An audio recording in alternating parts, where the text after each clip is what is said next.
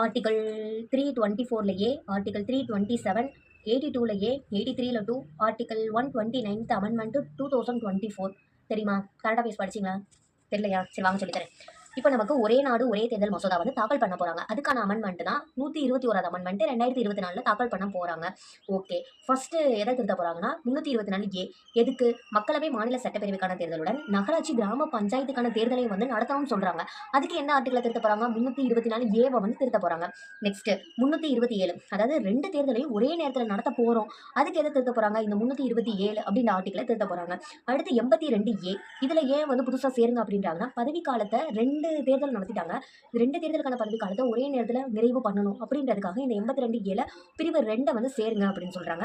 83 2, அதாவது மக்களவை மாநில சட்டப்பேரவைகளை கலைப்பது தொடர்பாக பிடிக்கலன்னா கலைச்சி விட்டுருவோம்ல, அதுக்காக 83 2 அதுல துணை பிரிவுகள் 3 நாளை சேர்க்கணும். இதை வந்து திருத்தி இதுல எக்ஸ்ட்ரா வந்து 3 நாளை